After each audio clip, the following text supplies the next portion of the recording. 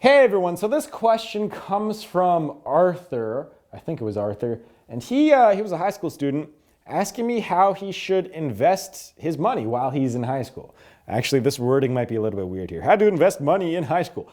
Don't physically invest in high school unless you... We're going to go on a tangent here. So anyways, how would I invest my high school money? So... I think that in the email he said he had somewhere, around a few $100s or a few $1,000s max. I forget what the number was. But, generally if you're in high school, you don't have much more than $1,000 at max, right? Most high school students are dirt poor. Maybe they pick up a part-time job. Maybe you have a few $1,000s. I don't know. But essentially the question is, what would I do with that at the age of like 16, 15, 14, 17, 18, whatever it may be, 19 if you're a super senior. That's what we call them. I don't know what you guys call them in the States, but in Canada, we call 5-year high school students super seniors, like Super Saiyan. So, yeah, how would I invest this money? Well, here's what I wouldn't do. And I think that he emailed me this too. He wanted to go into stocks, I believe. And here's what I think. Oh, that's weird. It went right through the zero. So here's my opinion on investing in stocks in high school. Like it's not the worst thing in the world if you know what you're doing. I mean, it's good, better than keeping it in your checking. But what I would be doing with this $1,000 isn't stock related. I mean, $1,000, that probably took you a long time to earn that and save that up if you're in high school.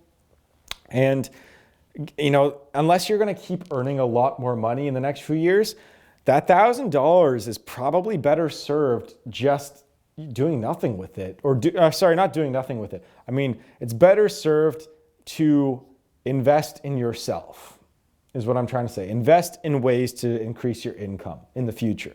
So, like I was trying to say, like this $1,000, if you do well, sure, you'll earn $100 this year. But like, what do you fucking do? That's $100, right? For some people, that's a lot in a year. But when you break that out to like how much money that is per month, that's what? That's $8 a month you're making from this investment. Is that worth it? I don't think so. So what would I do with this $1,000? It's not stocks. There is a few things that I would do with it. So again, some of these are not going to be for most people. Like, one thing I'll recommend is get your realtor's license. This is only if you are interested in real estate, which I know a lot of you guys are. $1,000 you can get most of your real estate license with. You can get the first part of it. You can send in your application, do the first 2 courses for $1,000, usually speaking. Some places it's cheaper. In Ontario, to finish your license, it's about $2,500 to $3,000. It's actually more than that if you include all the courses. But to get started, $1,000, and to physically like have the license in your hand before a lot of the other fees, $1,000 is what you're going to need. So what this $1,000 does is it gives you an avenue to make more money in the future. And doing the math on this, okay, yeah, sure, you're going to be out $1,000. You may not make it back if you suck at being a realtor.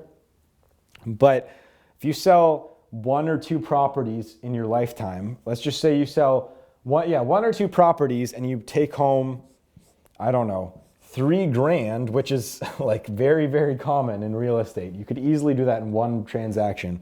You take home $3,000 sometime in the next 2-3 years. Your ROI on that is what? 200%? Sorry, that's not money. 200% versus investing in stocks, which over that period of time would get you what? $180? In a few years, maybe a little bit more. So what I'm trying to say here is that that's kind of the route I would go. But you guys are very young, so you need to be 18 to get your realtor's license. I should have said that in the first place. This was assuming you're a senior in high school. You need to be 18 to get your realtor's license. But what I'm trying to say is try to invest that money in avenues that increase your income. But actually, you know what? I should reword this. Increase your active income, not your passive one. Don't think that you're going to invest $1,000 in real estate or like real estate properties or $1,000 in stocks. I would go investing in, because you guys are so young, I think I said this, like investing in self-education. Don't use this for formal education. Don't use this for, don't use this for like one-on-one fucking business lessons at some university or something. If you're to invest that $1,000 into maybe having a meeting with someone for a day, that's, with someone who's actually built businesses, then I would do that. But, maybe use $1,000 to buy a bunch of books, buy investment books, buy entrepreneurship books, read about, how to build a business, how to increase your income in the future. Maybe whatever your field is, if it's art, invest in some art business book or something and read through it, see how they did it, and see if you can do the same thing. If it's you're a mechanic, research how to build an auto mechanic business or an automotive mechanic business, right? That's what I would do with that $1,000. And I swear a lot of you are probably like, oh, this is Jack, going his whole business entrepreneurship route, but that's where the money is, guys. I know like $1,000 investing in stocks, I always say $500 minimum for one transaction. And sure, if you do $500, but I assume that if you do $500 per transaction, you're going to do another $500 one and another one and another one and another one. And maybe you do like 10 of those in a year or something. But if you're in high school, you're probably not going to get another couple $1,000s saved up.